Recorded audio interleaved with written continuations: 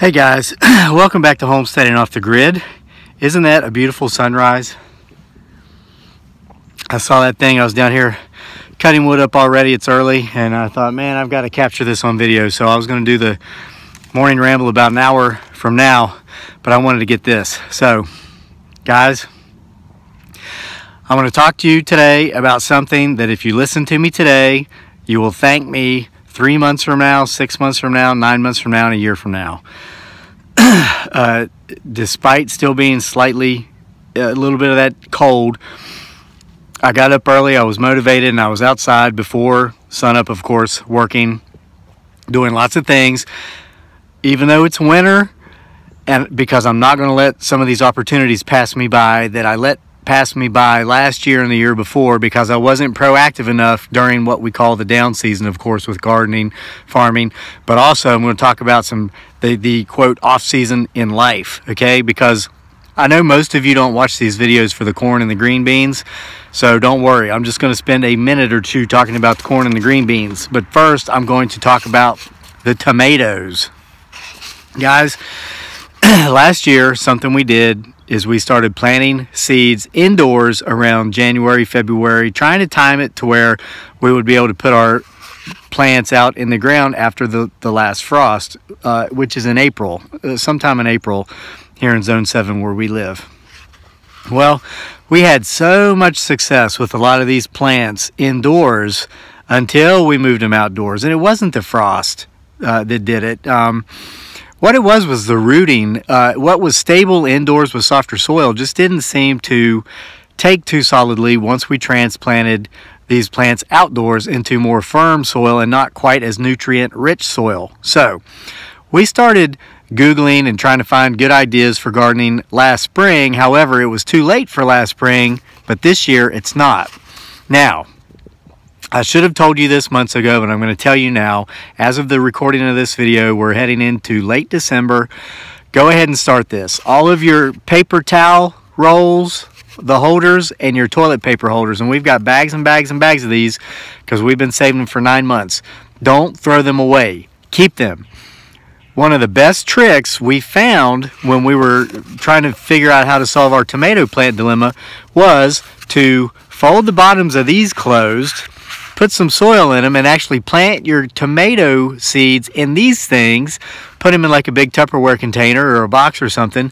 When you start growing them indoors, they'll sprout, they'll grow, and then after the last frost, when you're ready to plant them outside, you don't dig the tomato plant up by the root, which is what we did last year. And even though we had hundreds of tomato plants, we maybe had a dozen or so survive. And if you've been following our channel, you saw that we had some beautiful tomato plants. They were 6 and 7 feet tall, and we got a lot of tomatoes, but we could have had a lot more had we done this. So we're doing this. We've been doing this for the last 9 months. We're going to continue to save these through the winter. This spring, we're going to plant our tomato seeds in this and then transfer these outside like I just explained. If you like to grow tomato plants and you've never done this, this is something you should consider, okay? Now, this is months away, but I'm talking about it now because now is the time we've got to be proactive if we want to be thankful months from now that we were. Now, here's something else I was doing out here this morning just as, dawn was breaking. This is engineering tape. I continue to identify trees, shrubs, various plants that I'm finding around my homestead almost, weekly that I want to transfer to other places to give them more light, give them a better chance to live. 2 such plants that I've discovered just this year in abundance are the autumn olives, which they call an invasive species, but which are actually quite beautiful. They add nutrients to the soil. They provide these little berries, which are food for the wildlife, and they provide also a very thick privacy hedge through most of the year. And they have beautiful flowers in the spring that smell great. Also, I have around here about a dozen pawpaw trees. If you live on the East Coast in Appalachia, you know what that is. It produces the only tropical fruit native to North America. It's called pawpaw. It's referred to as hillbilly banana because it grows throughout Appalachia from Maine down through Georgia. mostly in higher elevations, cooler temperatures, and it actually is a tropical fruit. It's here because of the last Pangea, 50 million years ago, the last time the supercontinent, when all the Earth's continent was one before it split and started separating again, got stuck in the Appalachian mountain chain. So you also have it in Western Europe, particularly the UK, where the Appalachian chain actually continues. Most people don't know that. So these things are just within days, they will no longer have leaves. They will be very difficult to identify just before next spring, just before they start budding out, just when it's the perfect time to transfer them because they're still dormant, yet they're only days or perhaps a week or two away from coming out of dormancy and rooting in their new area safely. So I've gone around this morning and I've tied engineering tape on some of these plants I want to transfer next spring. I didn't do it last year, and so it looked like sticks. I'm pretty good at identifying the various trees, the plants, the hardwoods around here, but I mean, sometimes there's just so many of them, it looks like sticks, and so I miss that opportunity. I'm not going to miss it this year. If you've got trees or plants you want to transfer on your property, get out there now while they still are identifiable and mark them. Okay, now, leaf mold. Guys, it feels like winter, but technically it's still late fall. We're a few days away from winter. You've got leaves all over the place.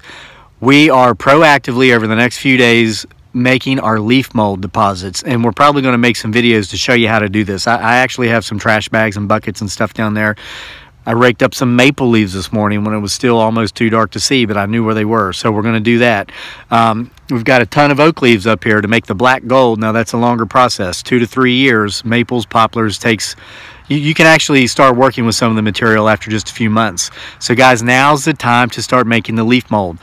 Okay, you miss gardening. For those of you who are here for the green beans and the corn, it's winter, or winter's coming up. We can't grow anything, or we can't grow a lot in most places in the U.S. I saw, somebody the other day told me I lied on my videos. It was a troll. They're gone. But they say I have these tells where my eyes will move this way or my eyes move that way.